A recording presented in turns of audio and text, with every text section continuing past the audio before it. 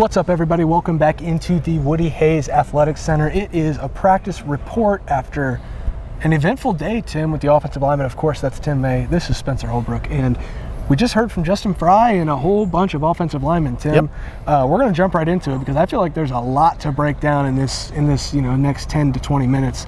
I hope folks are ready for the surplus of information we're about to dole out here. Tim, what'd you learn from the offensive lineman, Justin Frye, and the whole crew?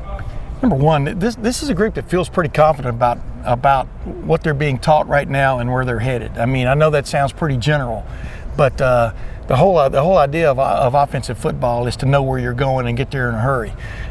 Bottom line is, I think this offensive line feels really good about it. They took a little umbrage because I asked, like several other people I'm sure did, I was still asking questions about in a couple of games last year when they really needed to knock people off the ball and make something happen in the running game. They didn't get it done. That's been a point of focus for Ryan Day. That's why one of the reasons he made the changes he did on the offensive line from the standpoint of the coaching staff there, going with Justin Frye, a guy he's known for a while, bringing him in from UCLA, but a guy who has a real solid background in terms of physical football.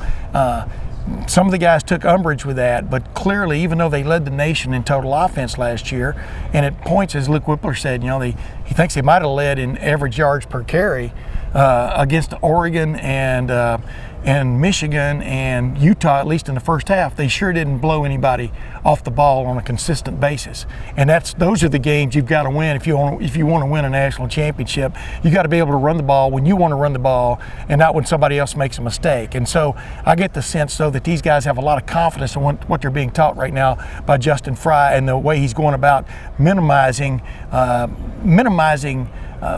little footwork, the techniques are involved instead of just more of a get after it attitude.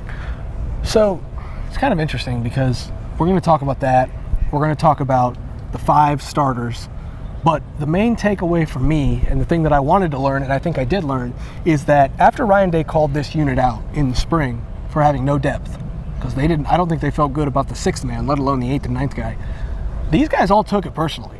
And that kind of excludes the starters because they're already entrenched in this thing, and they were already named the starters back in March and April. Yeah. But Zen Michalski, Josh Fryer, we didn't talk to Jacob James, but his name came up a few different times. Yeah.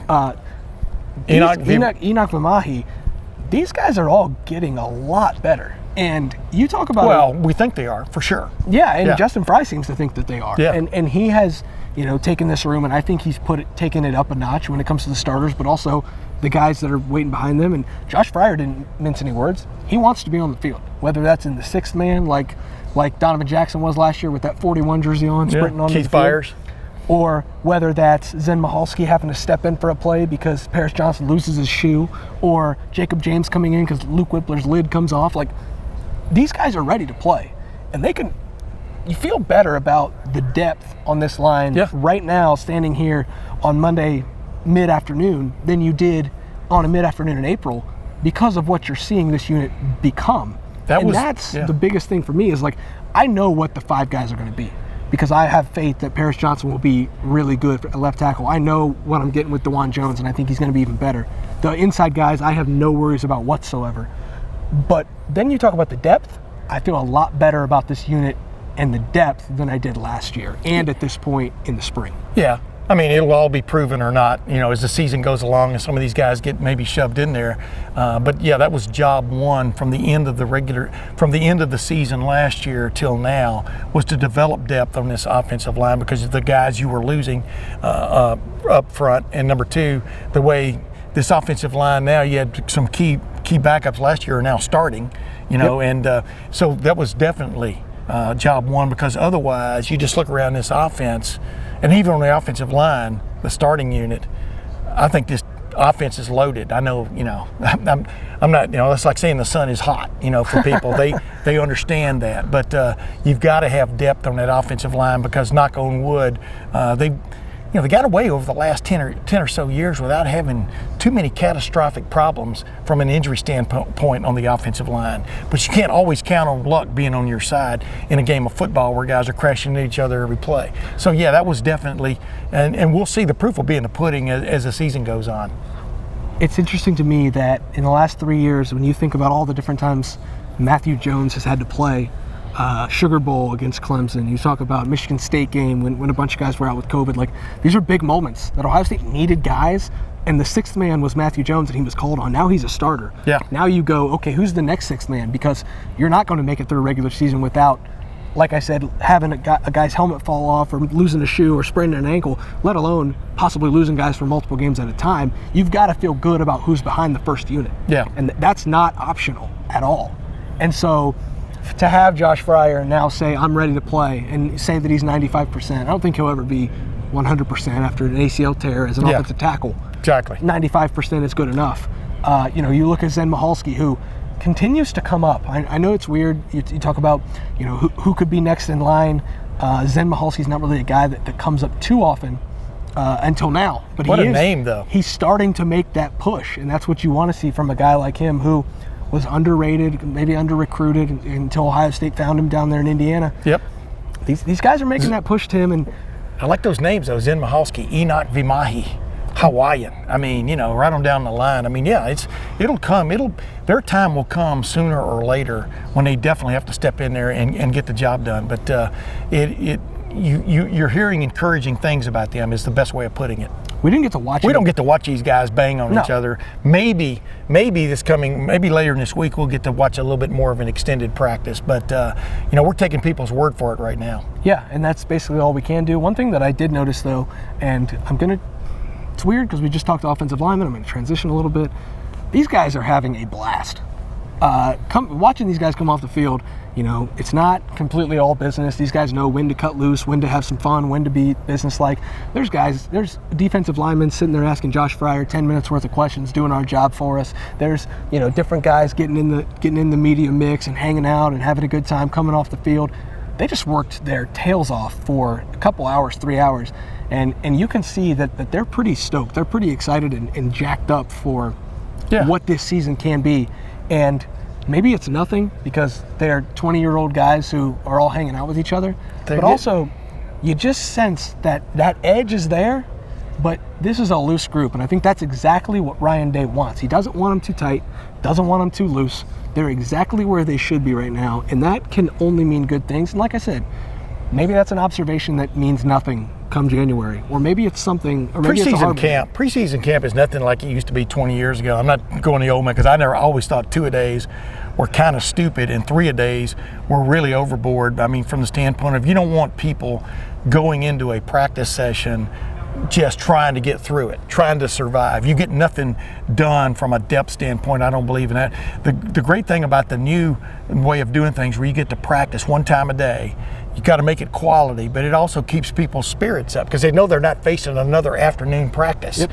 Now, maybe none of these guys have ever had 2-a-days. I'm not sure, on the high school level if they still can do those kind of things. But the bottom line is, I think it's really easy to keep a good demeanor for 2.5 hours and get after things, especially when things are going your way.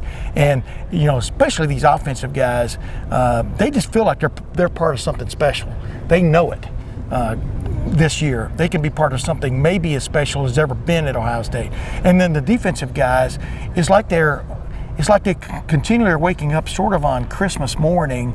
They're still grinding, but they're doing these new things and they're having a fun time doing it because you just get the idea that Jim Knowles, his offense is really just piquing these guys' interest. They want to see what it's going to be all about. I'm talking about the guys that are playing it. Yeah. They want to see it come to fruition on September 3rd against Notre Dame and then down the line. And I think that really keeps them fresh, for want of another term. As for the starting offensive lineman, I was most interested to hear from Luke Whippler.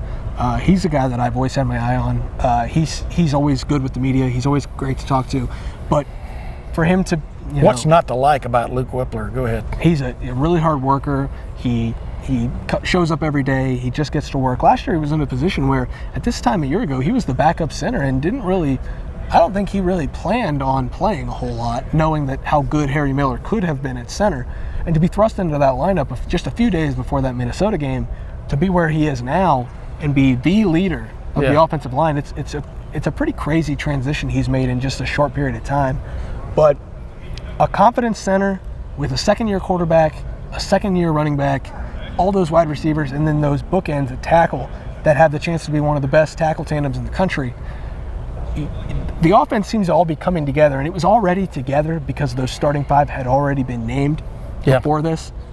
But you're starting to get those, it's starting to bubble up where everything is just starting to come together for this offense. And when in an offseason full of all of the defensive talk, this offense remains the best in America at what it does. We think. And with it, well, it was last year. Statistically, I know, but I'm just saying this is a whole new season. And so to have the offensive line feeling more confident this year than it was last year when it was the best in the country, that speaks volumes to what they can do as a and the five. launching pad will determine it. I mean, it always comes back to your offensive and defensive lines set the tone for your football team.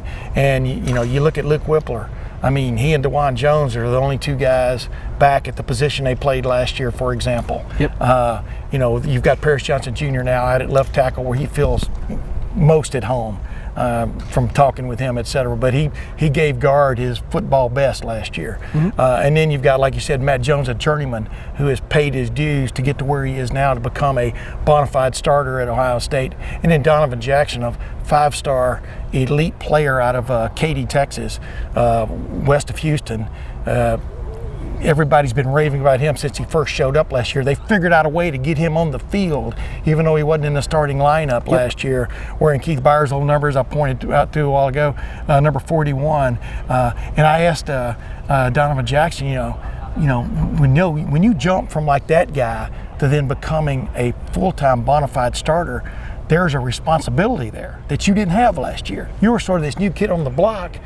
Go in there and make something happen. Now, like he says, you're expected to go in there and play like an Ohio State starting offensive lineman, which brings a lot of responsibility. And I asked him what that means. Basically, it means try to be the, I'm paraphrasing here, but you want to be part of the elite. You want to be considered part of the elite in the nation. And people's eyes are on you. There's a lot to live up to here when it comes to playing on the offensive line. And all these guys get it. DeJuan Jones gets it. DeJuan Jones now is having more fun than he's ever had. He's a football player now. Yeah, he's not a glorified guy. big old basketball player. He's a football player who's lost some weight. He's in much better shape than he was even this time a year ago. He just went on and on about how he feels now about himself and his game. That's going to pay dividends. I mean, as Paris Johnson Jr. said, you can see that in DeJuan, the way he's practicing, the way he's finishing plays, etc. And so, this has all the makings of being that quintessential kind of offensive line, which we've talked about before. It looks a lot more like an offensive line than last year's did, with 4 tackles and a center. You've got 2 tackles, 2 guards, and a center this year, and we'll see where it leads. Last year it looked like 5 offensive linemen. This year it looks like 1 offensive line unit. Yeah. And I think that's the biggest difference. That's where the progress will come, and that's where the number 1 offense in the country from a year ago gains a new weapon in a better, new and improved offensive line with a new offensive line coach, Justin Frye, all the Buckeyes offensive linemen on the field, talking to the media. Tim and I just broke it down. Like I said, that's Tim May. This is Spencer Holbrook. This has been the Practice Report. Make sure you subscribe to the YouTube channel. Check us out on the Lettermen Lounge. Come hang out with us, talk to us. We'll be there all year round where we're covering Ohio State football for Lettermen Row.